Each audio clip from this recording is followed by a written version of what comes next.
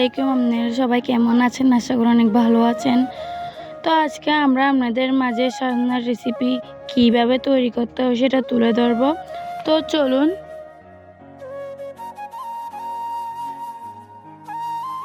তো এখানে দেখতে পাচ্ছেন আমাদের সব উপকরণ তৈরি। তো আমরা প্রথমে কড়াইতে তেল দিয়ে দিব। তো তেলগুলো গরম হওয়ার পরে পেঁয়াজ কাঁচামরিচ দিয়ে ভালো করে নেড়ে নেব।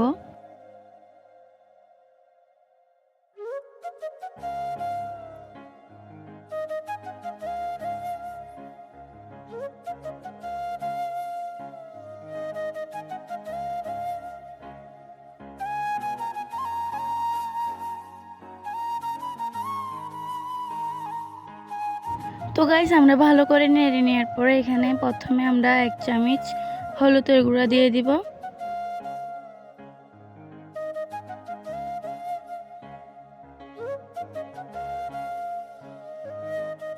তারপরে ধনিয়ার গুঁড়া দিয়ে দিব 2 চামচ। তারপরে মরিচের গুঁড়া দিয়ে দিব। তো পরিমাণ মতো পানি দিয়ে ভালো করে নেড়ে নেব।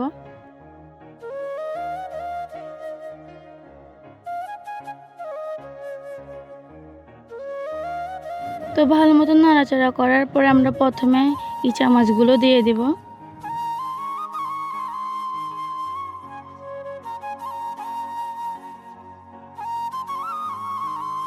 তো ইচা মাছগুলো দেওয়ার পরে ভালো করে নেড়ে নেব।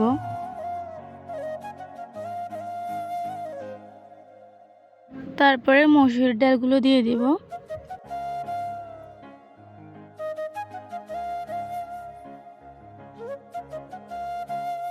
তখন মসুর ডাল দিয়ে ভালো করে নাড়াচাড়া করে আমরা সাজনাগুলো দিয়ে দিব।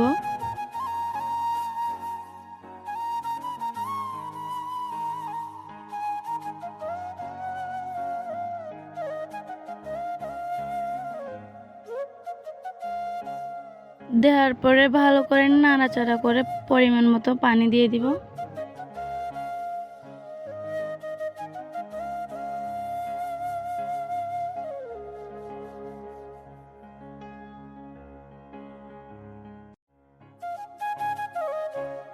পানিগুলো দেওয়ার পরে নাড়াচাড়া করে ঢাকনাটা দিয়ে দিব।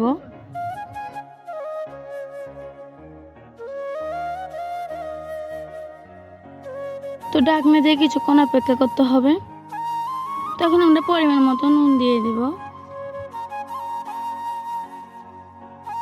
তারপরে ধনিয়া পাতা দিয়ে দিব।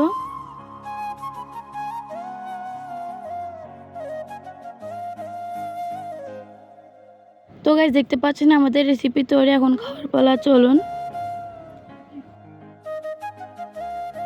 তো গাইস দুঃখিত আপনাদের মাঝে আমাদের কদু শাকের রেসিপিটি তুলে ধরা হয়নি।